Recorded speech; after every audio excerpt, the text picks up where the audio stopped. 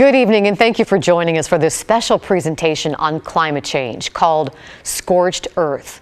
Reporters from KGW recently teamed up with journalists at our sister stations across the West to examine the impacts of climate change and potential solutions to protect our planet.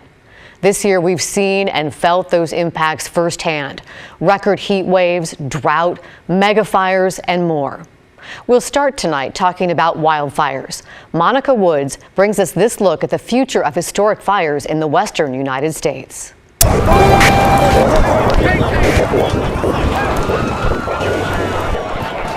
People, dried out land, and climate. A dangerous combination for wildfire in the West. Wait, hold up, stop, go. Interestingly, people are responsible for all three. Tim Brown is the director of the Western Regional Climate Center and professor at the Desert Research Institute in Reno, Nevada. He's working to understand our rapidly changing wildfire environment. In many places around the West, we've had a long history of what we call fire exclusion. In other words, it's been an aggressive fire suppression policy to go in and extinguish fire. But this leaves behind a lot of available fuel for more fires, especially in areas that have seen some of the biggest growth in home building. More people, more fire risk. Sheriff's Office! One example of this is the 2017 Tubbs fire in Santa Rosa, California, just outside wine country, striking in the middle of the night, becoming a race against time to save lives. Where are you at? Help, right here! Come on! Screw your shoe! Come on, she's disabled. All right, let me get her feet. Oh, don't hit me. It wiped out entire neighborhoods, becoming the second most destructive and fourth deadliest fire in California history. If you look at the fire perimeter, you can go back to 1964 to it was called the Hanley Fire, nearly identical fire perimeter. Much less damage, much less costly. And now, in a warmer, drier world with growing drought concerns, these fires are showing explosive behavior. Neil LaRoe is researching high-impact weather in the western United States, focusing on how fires are creating their own weather extremes, like tornadoes. Fire-generated tornadoes are similar to ordinary tornadoes in the atmosphere, but they're kind of on steroids. Driven by intense heating from fire, creating updrafts as high as 130 miles per hour. And we're also seeing that the most intense form of these are linked to fire-generated thunderstorms. A fancy name is pyrocumulonimbus. The warming climate and drought, all a backdrop to this extreme behavior. It's lengthening our fire season and giving us a longer window where we're in that kind of critical time period where fuels can combust very rapidly, release a ton of heat into the atmosphere, and drive some of the extremes that we're seeing. Hotter, more intense fires creating their own weather and making rapid runs toward communities. All of this makes reaction time even more critical. One tool that is greatly helping is the Alert Wildfire Camera Network. The crazy idea there was we'd take our seismic network and we would put cameras up on our communication towers, and we would try to help the Forest Service and others understand the situational awareness, discover fires potentially. And our crazy idea now has blossomed to almost 1,000 cameras on 2 continents. Graham Kent is one of its developers and director of the Nevada Seismological Lab. He says this not only saves time, but helps to deploy proper resources. And then they can basically scale up or down the resource really right away. So they don't have to wait for the first fire truck to get on scene to say, oh my God, you need to send 3 tankers, a couple helicopters, and 10 trucks, right? They can see that almost from the get-go. When asked what kind of difference the cameras make, he goes back to building out the network after the Tubbs fire. Sonoma County Sheriff's Office, mandatory evacuation order, leave your homes. There weren't any cameras, and it was a very confusing environment. And the next thing you know, this wave of flames are coming.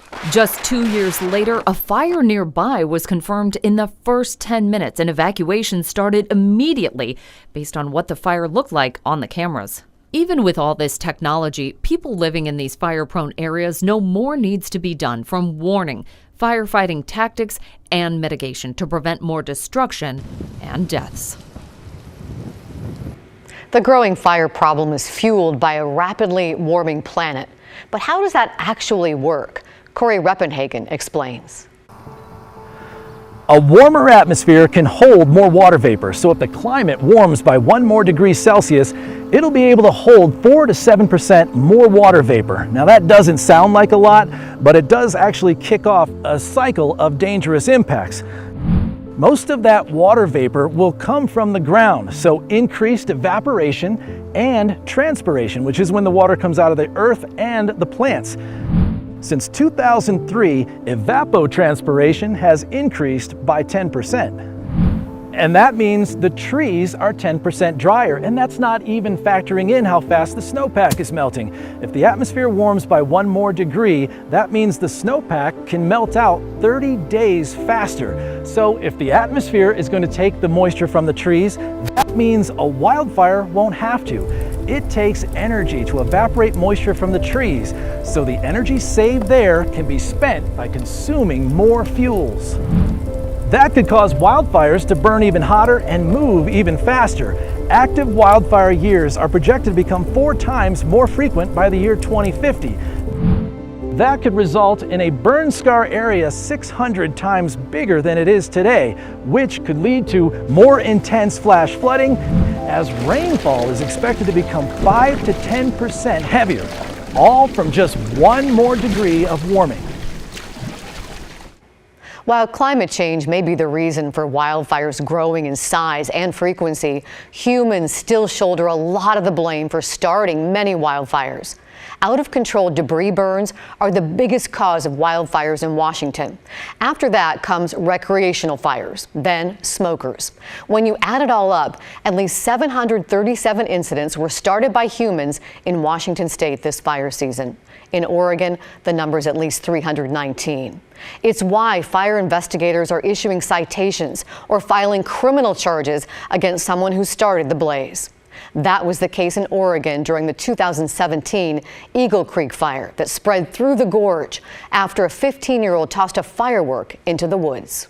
Yeah, we all have consequences for our actions, and whether it's intentional or not, I think it's important that people just understand that there's a consequence to your action and that action could be jail time.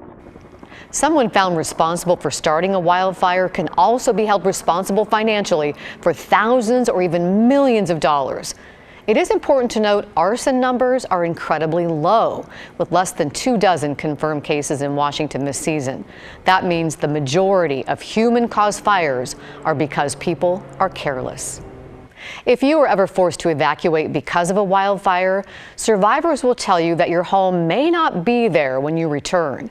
Steve Price talked with a person whose home burned down more than 20 years ago and shares her story of the painful rebuilding process. Are drought conditions going from bad to worse, sparking fears that this could be our most devastating wildfire season in years? So if you had just 10 minutes to evacuate from your home, what would you grab? A fire victim shares her list and lessons learned. Gotta go! Now, let's go! You got about 2 minutes to get out of here. 2 minutes. You must leave your residences at this time. The flames came racing in at 60 miles an hour. There was 30 seconds to get out. The fire was here on the back of this hill. Karen Remus's family lost their house that day and everything inside it. The 2003 Cedar Fire spared no mercy on San Diego County, destroying more than 2,200 homes.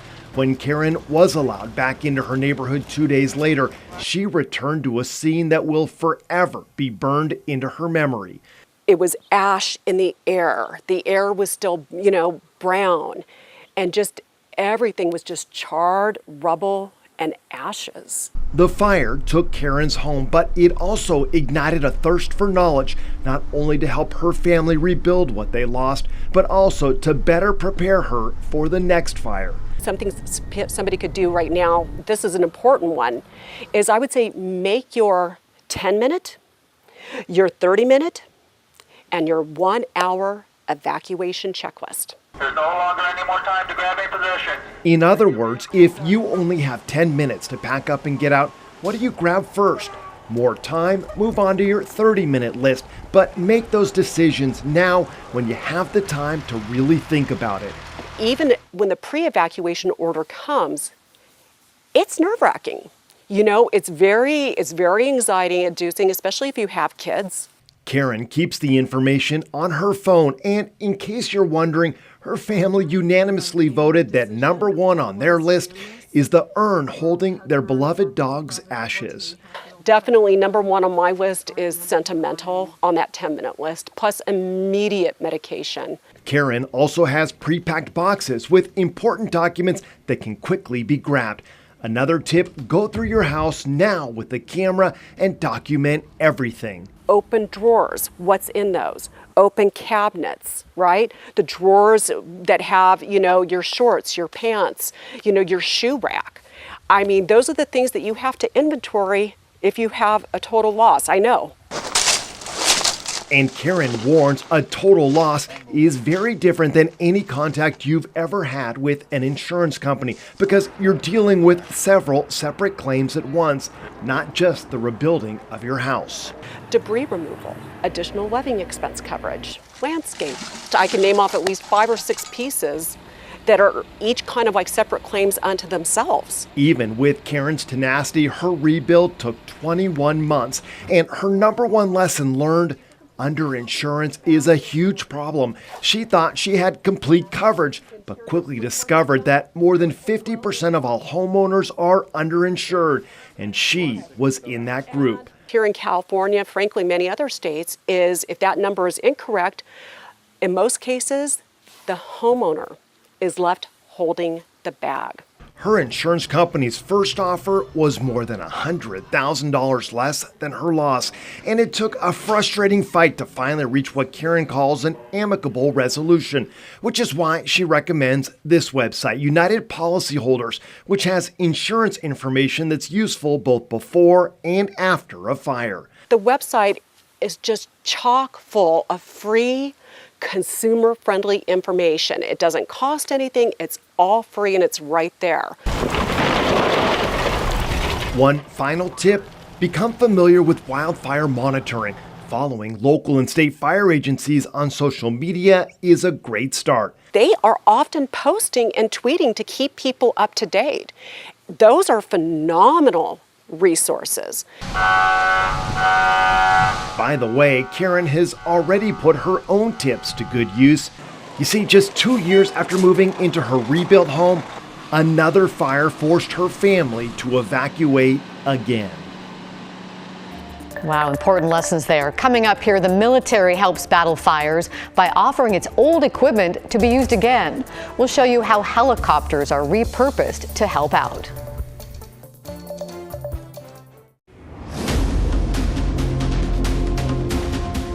It takes an army of firefighters to continue to combat the growing number and size of these fires. So let's break down how crews and resources from across the country are utilized. Wildfire suppression in the U.S. is built on a 3-tiered system of support. Local agencies, or Tier 1, are the first to respond to flames burning in nature. It could be city or county units, or possibly the Bureau of Land Management, or the Forest Service, depending on where it's located. If the fire needs more resources, and Tier 1 operations and options have been exhausted, it's time for Tier 2. These are the 10 geographical units spread out across the country. Each is responsible for allocating resources to fires within their unit. Once those resources are exhausted, the National Interagency Fire Center, or NIFC, gets involved for the 3rd tier. It is tasked with things like getting an air tanker from South Dakota to Washington, moving smoke jumpers from Idaho to Oregon, or shifting fire engines from Arizona to Texas. NIFC prioritizes the needs by assessing the risks to human life and property. So at that point, you're definitely scrambling because we may have to let some fires go while we're staffing the ones that are considered more critical. Having enough resources has always been an issue for fire managers. Some want to allocate more money for things like firefighter pay to help with staffing issues, but others argue we should be using more money to mitigate fires. Once a fire begins, it takes tremendous resources to put it out. Some of the best aircraft used actually came from the military originally. Darius Johnson takes us inside a Colorado hangar where the life-saving helicopters are retooled for firefighting instead of combat. We do really precise work here on aircraft. You have to be very precise. You have to make sure that it's right. There's no pulling over in the air. Precision is key inside this hangar when it comes to revamping helicopters for wildfires. We're in the primary hangar where we build the Firehawk helicopters. Originally Blackhawks designed for military combat. From the time that we receive the aircraft from the factory, we go through a process of deconstructing the aircraft. Combat helicopters being redesigned to fight natural battles. I'm a sheet metal mechanic, so I'll do all the structural modifications and maintenance to get this thing flying. Dan Haldeman is an expert. I guess so. Yeah. He's worked on more than a dozen of these Firehawk conversions. There's a lot of things that were not available before that the Firehawk can do. It starts with high landing gear raised 20 inches off the ground for a 1,000-gallon water tank mounted to this chopper. 1, 2, 3, 4, that's where they mount to the aircraft. The snorkel assembly, the retractable snorkel is right over here. That will suck up, fill up the tank, like I said, less than 60 seconds. You can also manually fill it right here, one on either side with a fire hose.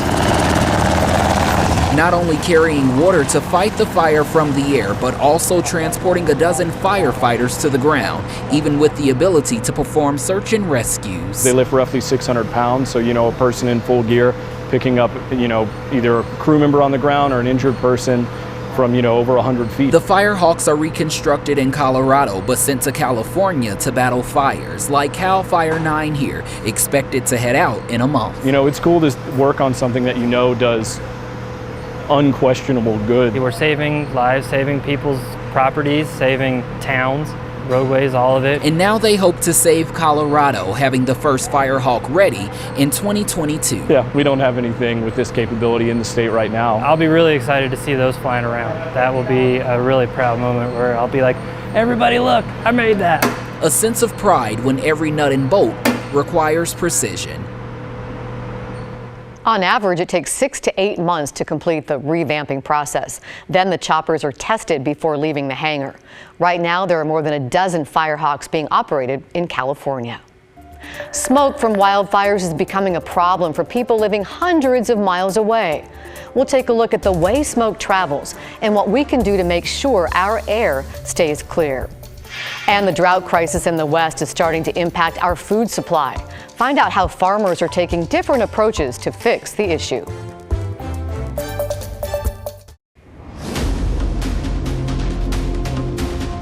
Wildfires have long-lasting impacts in the areas they burn, but now there are more wide-sweeping complications from the smoke they emit. It can travel here and as far away as the Midwest, even the East Coast. So let's take a look at how wildfire smoke travels and what we can do in the future to make sure the air we breathe is clean. Here's Keely Chalmers. They are big, destructive. It's all around us. And as our climate continues to warm, we're still trying to wake some people up, get them out of here. They will get worse. We've watched as massive wildfires devour forests, towns, and neighborhoods, but their impact is felt much farther away. Because where there are flames, there's also smoke that can travel long distances. This season, we've watched smoke from fires burning along the West Coast. Unfortunately, the haze is coming at the expense of some massive wildfires out west. Blew across the country. Yeah, it's a U.S.-wide problem. I mean, even if the fires are contained to the western U.S., we're seeing impacts across the continental U.S. It's a phenomenon Portland State University Assistant Professor Elliot Gall has been studying. So we've always known that, large-scale wildfire events can impact entire regions and, in fact, have global impact. But I think as we see hotter and drier summers, we're seeing larger fires. And the larger the fire, the more its smoke will travel. Here's why. A large fire can actually generate its own weather and create conditions that allow the smoke to reach the upper levels of the atmosphere. Those upper levels are where you'll find the jet stream, strong and consistent winds that can push smoke over great distances, causing not only hazy conditions, but also serious health problems. As I understand, New York City saw an air quality index of over 150 during those few weeks when they were, impacted by the fires in the West. And that's a level that's sort of acute concern to the general population. Gall and many scientists are tracking the movement of wood smoke through low-cost sensor networks like this one. This sensor here is called a purple air sensor. These sensors measure the levels of particulate matter in the smoke. You can see even in cities far from the wildfires. So let's pan over and take a look at what's happening in Denver. The levels are disturbingly high. We're seeing air quality indexes of 140, 150. These are levels of outdoor particulate matter that the general population should be concerned about. Which raises the question, if a warming climate will lead to more and larger wildfires, is there anything we can do to protect ourselves? Experts say better forest management will be critical because once the fire starts, there is little that can be done to remove the pollutants from the atmosphere. What we can do, says Gall, is to at least remove them from our homes as much as possible. Preparedness is really key. Number 1, invest in a mechanical filter, a filter that filters out those wood smoke particles. Secondly, purchase an air cleaner, something Gall says we should all have regardless. But if you purchase an air cleaner and use it regularly, there is a robust body of evidence that shows it will improve your health over the long term if you use it regularly. And lastly, create what's called a clean room in your home. Basically, selecting a zone in your home and emphasizing and focusing your resources in a small zone of your home like a bedroom. This is something even the EPA recommends we all do because scientists realize as our climate warms, large-scale fires will become more frequent. And so, I don't think this is a Western U.S. problem. This is a global problem. This is a U.S.-wide problem. It's one we collectively need to work together and address. Keely Chalmers, KGW News. The things we've been talking about, drought, wildfires, climate change, they all have big impacts on us. They're also putting our food supply chain at risk. More than a third of the vegetables grown in the U.S. and 2/3 of our fruits and nuts are grown in California. No other state comes close to the amount of food production. And much of the state is experiencing exceptional drought conditions. That means many farmers are being forced to use more water for plants, which is leading to huge water deficits. So experts are working with farmers to find innovative ways to conserve water and are looking for other natural solutions. For instance, having cover crops or not letting the soil be bare soil, it will put some organic matter or it will fertilize naturally. Some farmers are also trying to help by not planting. Coming up, cities are trying different techniques to combat drought. Could you live in a world without grass in public spaces? Before we say goodbye, let's take a look at one more solution some cities are using to combat the drought situation. They're getting rid of grass. Not all grass, but the stuff on the sides of roads, stuck in medians, and decorating the front of office complexes. They're using the idea in southern Nevada, and there are talks of implementing the practice in Arizona. According to the Southern Nevada Water Authority, the practice is part of an effort that has reduced water use in the region by 23%. What we've shown you today is just a small sampling of these powerful stories from the western U.S. To learn more about droughts, wildfires, climate change, and more, head over to KGW.com and search Scorched Earth to see the full list of content available. We have stories about an underwater town, the Hoover Dam, and more. Again, that's at KGW.com. Thank you for watching.